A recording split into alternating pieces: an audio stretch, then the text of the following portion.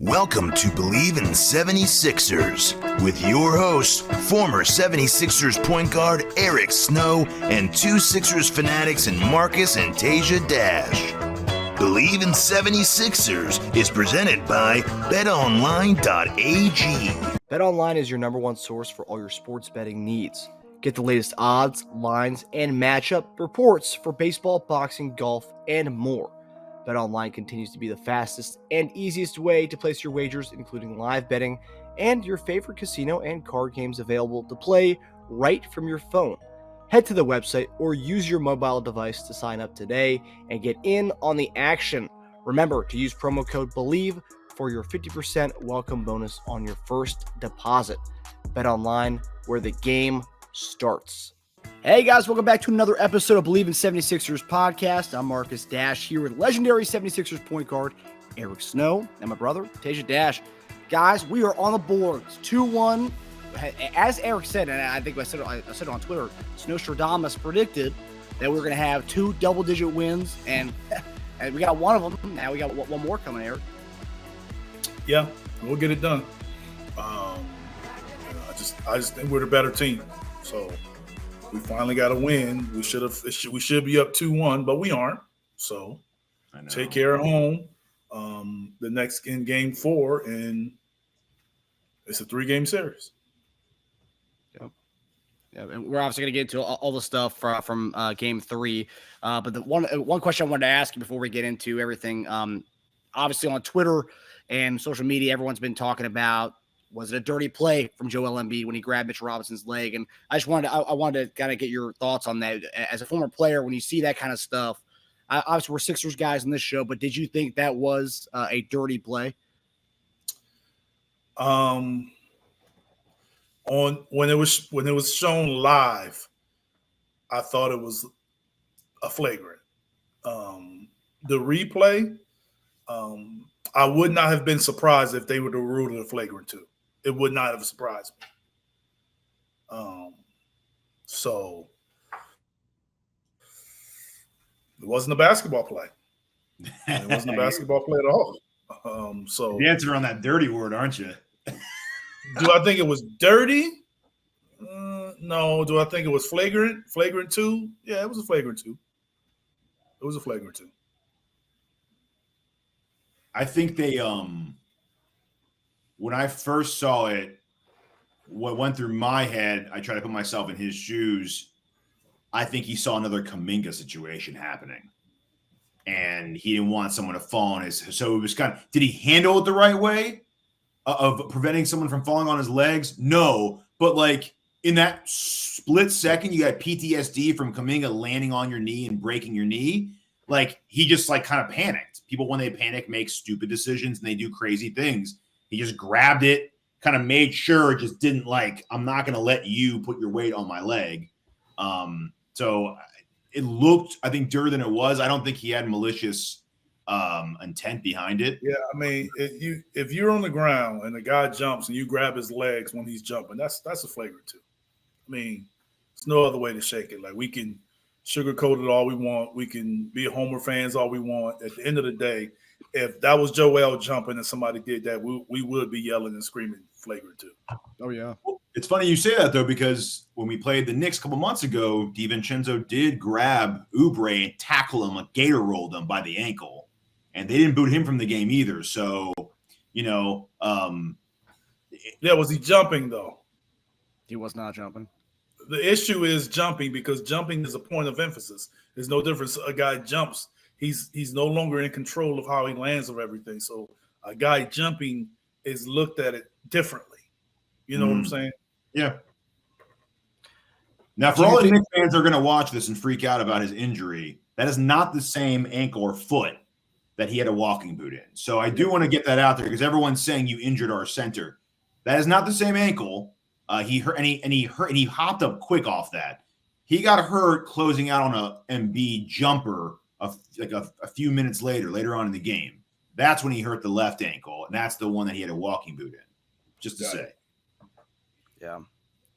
Do you think, because this is one thing a lot of Sixers fans are saying, that and I was watching one of the shows, or that Chris Broussard said with the whole foul, that everything from last game, the last 2-minute report or whatever, with the fact that we rose such a stink about that was probably played a role in the fact they did not eject him last and give him a flagrant 2. That kind of may have played a role in the back of their minds. Could have. I don't know. Man, I don't know if it's. I mean, you're supposed to be a stickler for the rule, for what the rules are the rules. So I will hope that they didn't make a decision because of something that happened in the previous game. They just made a decision because they felt it wasn't a flagrant 2. I'm just saying I thought it was a flagrant 2. Yeah. But, obviously they didn't. Yeah. It was a really weird way the way that game started, like Embiid trying to do a swim move around Hartenstein, and they call it an offensive foul. I didn't think that was a foul, but did you think that was a foul, Eric? I mean, he threw a shot. But it was whether Hartenstein maybe nudged him or hit him first.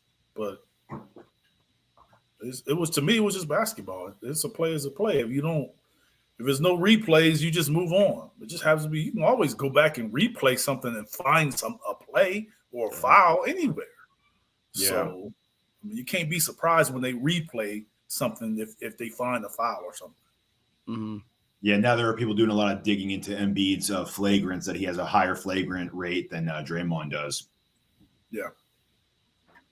So does he? That's what they're saying? Yeah, because he's played less games. So if you do a flagrant per game, his rate's I think higher. But a lot. My buddy, a New York fan, told me that, and my response was, I was like, if you watch his games, a lot of his flagrants are basketball plays that end up just hitting a guy in the face. Like Embiid's had a lot of those that crack a guy in the face. He gets flagrants for those. A lot of guards and Durant or wings don't get those flagrant calls because they're not 300 pounds, 7'2". So when he does it, it's a much bigger impact. But yeah, Eric, that's how Shaq made his living down there in the post with that elbow turn to the basket. He got Dikembe on a few of those. Yeah. So, I mean, it's different. I mean, I think with Draymond has been labeled so much that his really go back years, not necessarily season, unfortunately. And he has a label. So that's where it's different. But yeah, I do see Joel's. A lot of his are basketball plays, and Joel doesn't have those suspensions. I mean, those flagrants that end up being suspensions. That's kind of where it's different. Yeah. Yeah, I think people took a snap. Knicks fans also took a snapshot of one of the mid-rangers that Embiid shot. I guess he stuck his leg out and got Hartenstein in the groin area. That was another one that they're pissed off about too. I mean, everyone can take a screen. Everyone can take a screen grab of something in midst of something and call it a flagrant or whatever if they want to. Talking about Embiid, a guy who's also had his face broken from a hard foul in the playoffs. So he gets a lot of punishment. It's just that I told my buddy, I said, quote, nobody likes it when the big guy hits back. So if you're going to foul him because he's big and he's going to give you the same thing you gave him, it's going to hurt a lot more when you get it from him. Just how it is. Yeah, I do think more than anything that the referees have to get control of the game as far as sensing where the attitudes and everything is changing, and either making calls or bringing the captains and the coaches together and making some form of a statement or something where you kind of take over and take control of the game. I think that's kind of missing, because the thing with Joel seems to be a 2 to 3 possession carryover where nothing was being called both ways, and they have to do a better job of kind of controlling. You can't really control everything, but you can control some situations. You kind of see it and sense it. That's part of their job. I felt like they adjusted in the fourth. They got really, really call happy. Every single possession was a foul in that fourth. I think that's how the next game might open up, actually. Yeah. Yeah, I mean, I think that the league's trying to get away with calling a lot of fouls, that is kind of being able to let guys keep their physicality. So I think that'll be there. So I don't think it'll be as many whistles from the referees, but I do think that they're going presence from the beginning of how the game is going to be called. Yeah. No. I think that's all you want as a player is you just want to know how it's being called, and you want fairness between the two teams. Sure. And that's all you want. Like a strike zone and an umpire in baseball. Let it be the same for everybody. Yeah. And the entire game. Yes. Don't let it go unchecked for 3 quarters, and all of a sudden the 4th quarter is tight as hell. It's like you didn't call that all game. Now all of a sudden it's like it is frustrating. Yeah, Embiid actually said about the physicality aspect of it, quote, they want to bring the physicality. We can get physical too, and we are. So, I mean, it goes both ways. I get bumped all over the place, and I just keep playing. So, bring in the pain, baby. We got to love it. Yeah. All right, so let's take a deeper dive into the game. So, obviously, we won last night, double digits, 125 to 114, as Eric said was going to happen. And my question to you guys is, what were the major differences that you saw in this game last night versus the first 2 games of the series?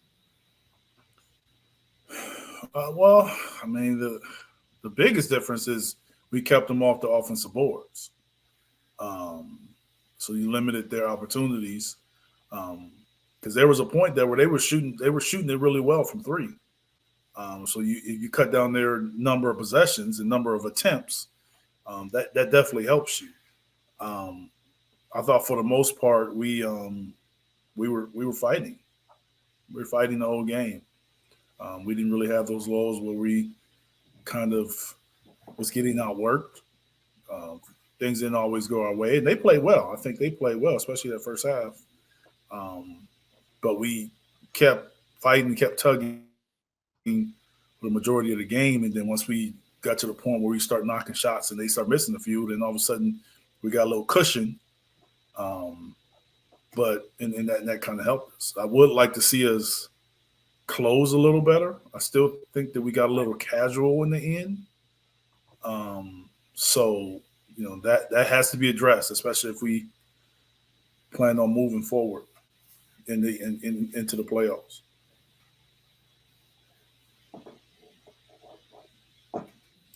Teja, your thoughts? I had some notes. So first off, it was by far our best bench output of the series. Payne had 11, which is more than each of the last 2 games from everybody. So in total, we had 18, which is more than both games combined. It's the first time the Knicks did not have 5 double-digit scorers. It's the first time the Knicks did not have a double-digit rebounder. They only had 3 blocks compared to 6 and 7 in games 1 and 2. I noticed that. They shot really well too, like you were saying, Eric. OG was 7 of 11. Hartenstein was 7 of 12. Hart was 8 of 16. Brunson 13 of 27. They just, like you said, did not have the second chance points off the offensive rebounds, which we've actually improved every game. So game 1, the Knicks had 23 offensive boards. Game 2, they had 12 offensive boards. Game 3, 11. So we're going in the right direction. Let's just keep getting that number down. And rebounds overall, we have just incredibly improved every game. So game 1, the Knicks were plus 22 against us. Game 2, they were only plus 2 against us. And then in game 3, we were plus 4. So that's doing that, or I guess that in our direction. I just think if we win the rebounding battle, we'll most likely win the game. I think a lot of their points just come from a lot more possessions they're getting off the boards. And overall, our intensity and our physicality just has gone up every game. I think in game 1, we were kind of reacting to their physicality. I think in game 3, we kind of set that tone this time and let them kind of be on the ropes about it. What did you make of the move? Nurse is getting a lot of props today for keeping Joel in the game when he had 3 fouls. What did you make of that move, Eric? I mean, it's a great move, and as long as he don't get his 4th. Yeah, it's bold. That's what it comes down to. But the one thing I do, like, I was questioning it, but I also felt the way the game was going, they could have ran away and had a double-digit lead if he would have went out. Yeah. The way the game was going, it kind of felt like he had to leave him in there, or I wasn't surprised that he left him in there, because that part of the game kind of felt very unsure. Yeah, it was fragile for sure.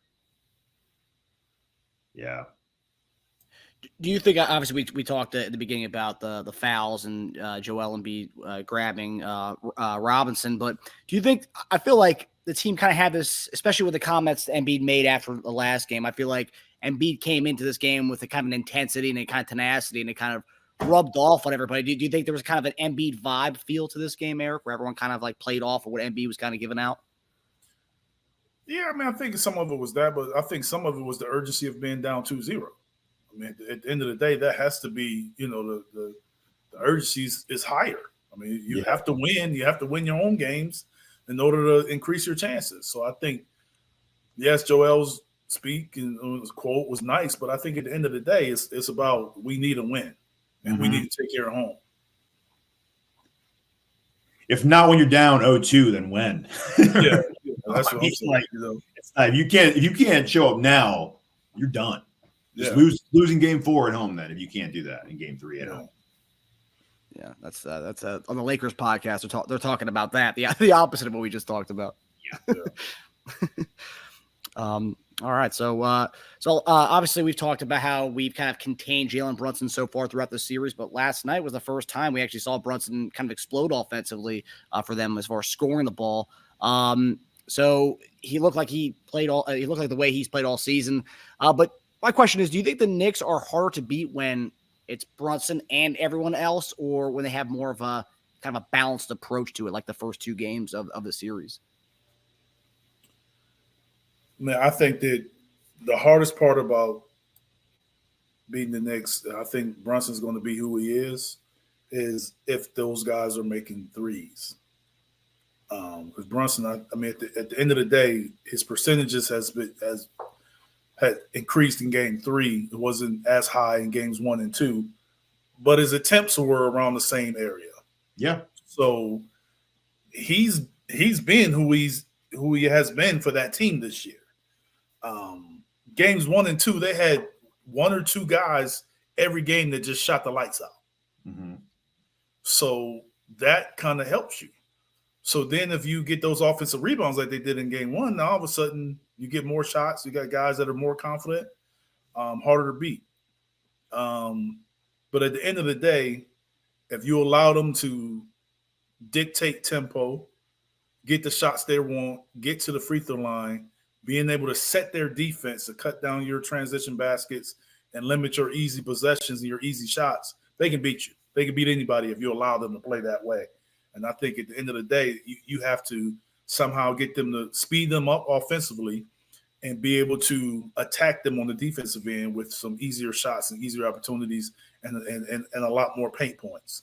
I think if you can establish that's how you beat the Knicks. But if they establish their style of play, they can be very good and very efficient. Yeah, so Barkley actually said he felt like Brunson was shooting too much. But like you said, I was like, I didn't agree with that because I think it's around the same attempts. And I'm like, he made more this time, actually. So, like, the one game he's making almost 50%, I felt like it was totally warranted. When he's going 6 of 25, that's when I think he should shoot less. And he also distributed, he had 13 assists. So I thought it was by far his best game of the series overall. And other teammates scored. We talked about the percentages. So I think the only guy who didn't really a lot of people kind of, but that's what it is. A lot of times a guy that has the ball all the time and he initiates the offense and he drives and he shoots, you always feel like he's shooting too much because he dominates the ball. Yeah. Dribbles a lot. So I wouldn't necessarily, to me, it's not necessarily shooting the ball a lot. It's more dominating the ball a lot. But that's how they play. Yeah, it runs through him. Yeah. I think the only thing they were missing, really, DiVincenzo had his first, I think, dud of the series. He didn't really shoot a lot either. But the other guys shot lights out, as they've been doing. And I think I think it was just the rebounds again. I think you give them 2 to 3 extra possessions, and they'd be right in that game, like a 2 to 3 possession game. We're back to game 2 again. So that extra 2, 3, 4 possessions it's monumental for them because they're really good at taking advantage of those extra offensive rebounds. They're really good at that. And I think what really hurt them too was they didn't get to stagger their big man lineups between Hartenstein and Mitchell Robinson because he got injured. They really didn't miss a beat whenever they've been doing that. They've been great on the boards, both of them. And Mitchell Robinson was great at contesting shots, at being a shot blocker in the paint. And I said before, they had half of what they've been averaging this series as far as block shots. I think Mitchell being out really hurt that. And it's going to really hurt them going forward. Achua is a really good third-string big man. I'm not saying he's not. We're very lucky to have that. But it's a big difference when you go from Hartenstein to Achua. You got two kind of undersized guys guarding Embiid. Mitchell Robinson kind of evened it out a little bit and staggered that well with them. So that's going to be a big loss.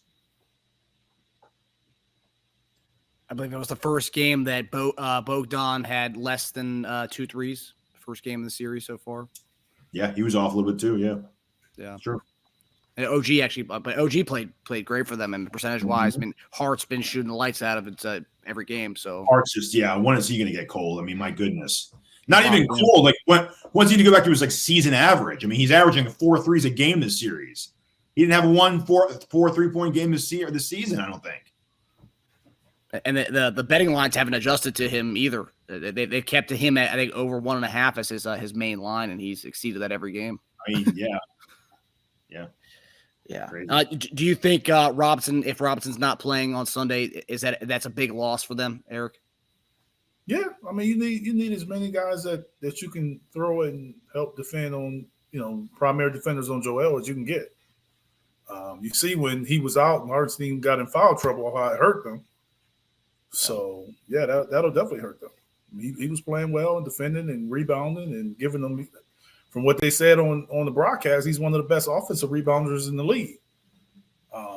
So, yeah, it does help us if he misses games. That you can tell he missed some games this year for them, and it mattered. Yeah, it's gonna be a big loss for them. If Hartenstein gets in foul trouble, that means Achua is going to play 20, 25 minutes, maybe even more in that game. So. Defending Joel. I mean, that's the difference. Joel, yeah. They might. Do they still have Jericho Sims? They do. I mean, as far as you don't think so, unless they have to. But yeah, I just don't see them bringing the guy in like that unless both of those guys foul out or something. Yeah, but I mean, it's gonna be tough for them, man. You don't want anyone to get injured, but yeah, that's a tough loss for them because he was already questionable going into it with that, and then he injured in the game. Like that's not. I doubt he plays in that game. We'll see. It wouldn't surprise me, especially then go back home and kind of get ready for Game 5. So I wouldn't be surprised. Yeah, I think his over-under for rebounds, Robinson's was 7.5 yesterday going into that game. I took the under because I knew he was injured going into that game. I didn't realize he was going to get hurt in the game, but What did he have? Yeah, I think he almost got that even before he left. If he didn't get injured, you would have had it. Yeah, 100%. I think he had 5. I mean, he was close to that. Yeah. All right, so we're going to get to our final topic here, our game predictions, guys. Big Game 4 in Philly, 1 o'clock on ABC on Sunday. Richard Jefferson, and I forget who the other person's calling that game. So a little RJ action. So Sixers looked to knot this thing up 2-2.